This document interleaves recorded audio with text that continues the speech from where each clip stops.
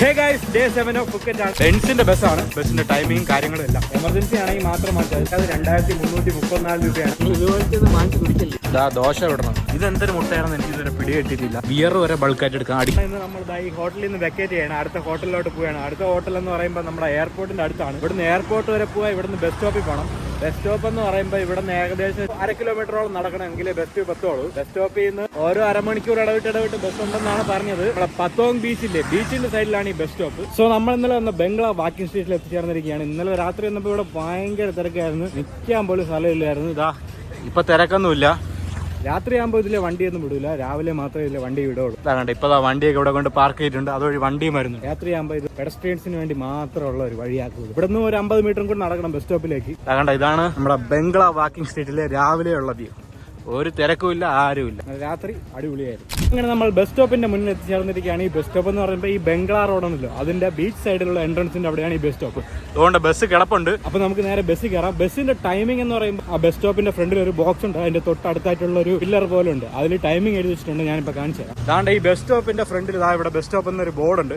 ആ ബോർഡിൽ നോക്കി അറിയാം ബസ്സിന്റെ ടൈമിംഗ് കാര്യങ്ങളും എല്ലാം. അതാണ്ട് ബംഗ്ലാ റോഡിന്റെ ബീച്ചിന്റെ സൈഡിലാണ് ഈ ബസ് സ്റ്റോപ്പ് ഉള്ളത്. ബംഗ്ലാറോന്റെ എൻട്രൻസിന്റെ ബീച്ചിന്റെ സൈഡിലാണ് ഈ ബസ് സ്റ്റോപ്പ് ഉള്ളത്. ഓക്കെ, അപ്പൊ നമുക്ക് നേരെ ബസ്സിൽ കയറാം. സോ അങ്ങനെ നമ്മൾ ബസ്സിൽ കയറിയിട്ടുണ്ട്. 100 ബാത്താണ് ഒരാൾക്ക്. അപ്പൊ നമുക്ക് 3 പേർ കൂടെ 300 ബാത്ത്. ഇപ്പോൾ മണി 12 1:30 ആകുമ്പോൾ എത്തുമെന്നാണ് പറഞ്ഞത്.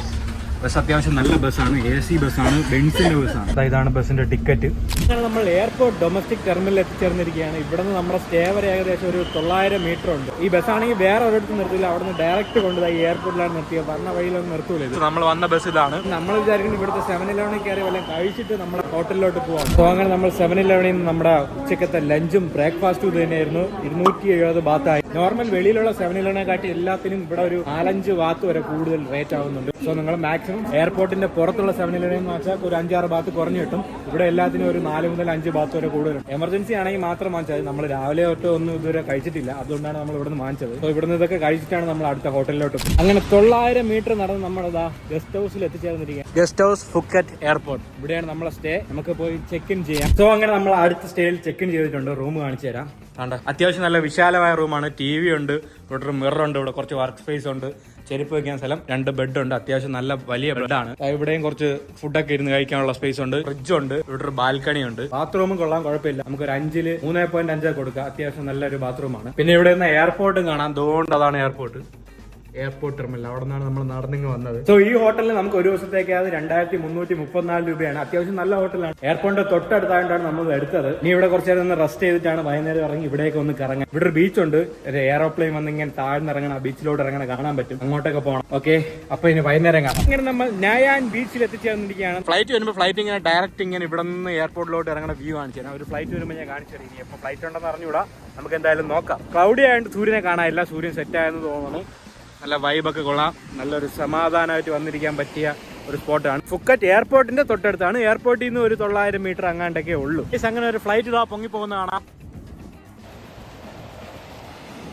നമ്മൾ അന്വേഷിച്ചപ്പോൾ അറിയാൻ സാധിച്ച രാവിലെ മാത്രമേ ഫ്ലൈറ്റ് ഇവിടെ വന്ന് ഇറങ്ങുള്ളൂ. വൈകുന്നേരത്തെ സമയം ഇങ്ങനെ പൊങ്ങി പോയാൽ മാത്രമേ ഉള്ളൂ എന്നാണ്. വൈകുന്നേരം വന്നിരുന്ന ഫ്ലൈറ്റ് പൊങ്ങി പോകണം മാത്രമേ കാണാൻ പറ്റുള്ളൂ. രാവിലെയൊക്കെ വന്നാൽ രാവിലെ ഒരു 10 മണിക്കൊക്കെ വന്നാൽ ഫ്ലൈറ്റൊക്കെ വന്ന് ഇറങ്ങണ കാണാമെന്നാണ് ഇവിടെ ലോക്കൽ ആളുടെ അടുത്ത് അന്വേഷിച്ചപ്പോൾ അറിയാൻ സാധിക്കും. അപ്പോൾ അങ്ങനെ നമ്മൾ ബീച്ചിൽ നിന്ന് ഇങ്ങോട്ട് നടന്നു വന്നപ്പോൾ ഒരു ചായക്കട ഉണ്ട്. സാധാ ചായക്കടയല്ല, മറ്റേ ഐസ് ടീ, കോഫി ടീ, എന്തൊക്കെ ടീ ഉണ്ട്. എല്ലാം മറ്റേ തണുത്ത ടീ ആണ്. നമ്മൾ കോഫി മിൽക്ക് ടീ ആണ് പറഞ്ഞ് 25 ബാത്ത് നമുക്ക് വേണ്ടി അവർ പ്രിപ്പയർ ചെയ്ത് തന്നതാ. ഇതാണ് ഐറ്റം. കുടിച്ചു നോക്കാം. ഈ എന്തായാലും നമുക്കൊന്ന് ട്രൈ ചെയ്ത് നോക്കാം.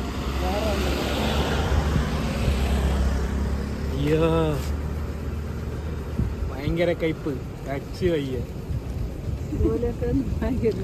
ഇതുപോലത്തെ ഒന്നും വാങ്ങിച്ചു കുടിക്കല്ലേ. ഇന്നാളൊരു ഡയറ്റി വാങ്ങിച്ചു കുടിച്ച്. ഇന്നാളൊരു തായ്റ്റി വാങ്ങിച്ചു പിടിച്ച്. അതും ഇതേപോലെ തന്നെയായിരുന്നു. കുറച്ച് വ്യത്യാസം വരുമെന്നും പറഞ്ഞ് വാങ്ങിച്ചതാണ്. ഇതും അതുപോലെ തന്നെ കച്ചു വയ്യ. സംഭവം ഇതിൽ ഗ്രീൻ ടീ ഒക്കെ അവർ ചേർത്തിട്ടുണ്ട്. അതാണ് ആ ഒരു ഗ്രീൻ ടീയുടെ ടേസ്റ്റ് ഒക്കെ എടുത്തറിയണം. കോഫിയുടെ ടേസ്റ്റ്, ഗ്രീൻ ടീയുടെ ടേസ്റ്റ് എല്ലാം കൂടെ കച്ച് ഭയങ്കര കൈ. പിന്നെ നമ്മൾ ആ ഹോട്ടലിൽ അടുത്തെത്താറായപ്പോൾ ആ ഒരു ബൊഫേ സെറ്റപ്പ് പോലത്തെ സംഭവം കൊണ്ട് സ്ട്രീറ്റിലാണ്, റോഡിന്റെ സൈഡിലാണിത്. എന്തൊക്കെയോ ഉണ്ട്. ഫ്രൈഡ് റൈസ്, ചിക്കൻ ആണെന്ന് തോന്നുന്നു. എന്തൊക്കെ ഒരുപാട് ഐറ്റംസ് ഉണ്ട്. ദോശ വിടണം. ഗോതമ്പ് ദോശയാണെന്നാണ് തോന്നുന്നത്. ലൈറ്റ് ആയിട്ടുള്ള ദോശ. What is this?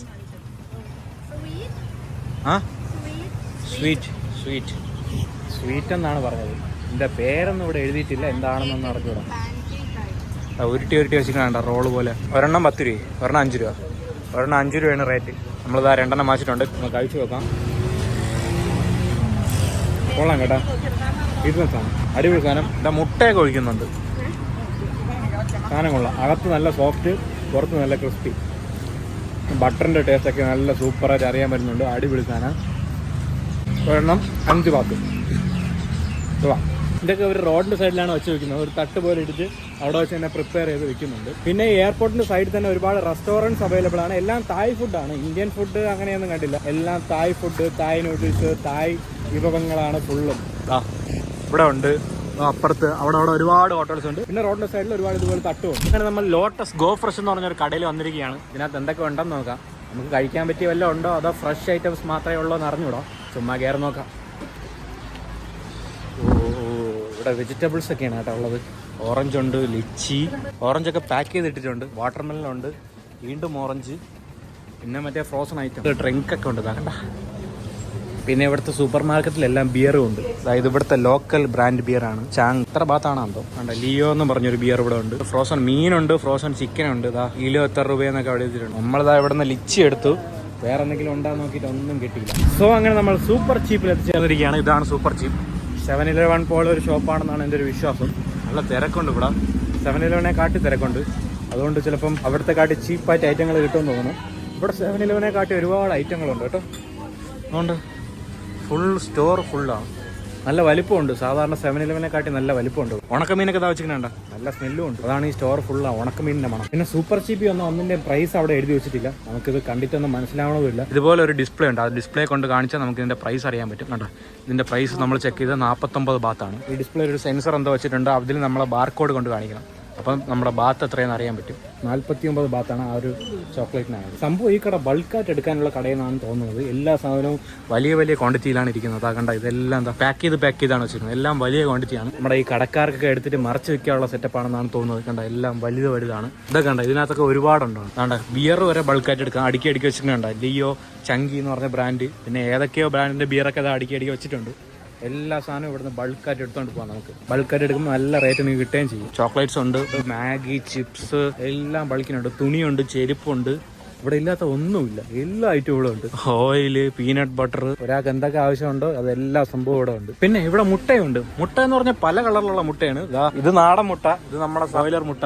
ഇതെന്തൊരു മുട്ടയാണെന്ന് എനിക്ക് ഇതുവരെ പിടികിട്ടിട്ടില്ല. ലൈറ്റ് റോസും ഡാർക്ക് റോസും. ആർക്കെങ്കിലും അറിയാമെങ്കിൽ പറയണം. വല്ല ഓസ്ട്രിച്ചിന്റെ മുട്ടയായിട്ട് തന്നെയാണെന്ന് എനിക്ക് അറിഞ്ഞൂടാ. ആർക്കെങ്കിലും അറിയാമെങ്കിൽ കമന്റ് ചെയ്യും. സോ അങ്ങനെ സൂപ്പർ ചീപ്പിൽ കാർഡ് എടുക്കില്ല കേട്ടോ. നമ്മൾ കുറച്ച് സാധനം എടുത്തിട്ട് കാർഡ് കൊടുത്തപ്പോൾ എടുക്കില്ലെന്ന് പറഞ്ഞ് എത്ര രൂപയ്ക്ക് പർച്ചേസ് ചെയ്താലും അവിടെ കാർഡ് എടുക്കില്ല. ഉള്ളി ക്യാഷ് മാത്രമേ എടുക്കുള്ളൂ.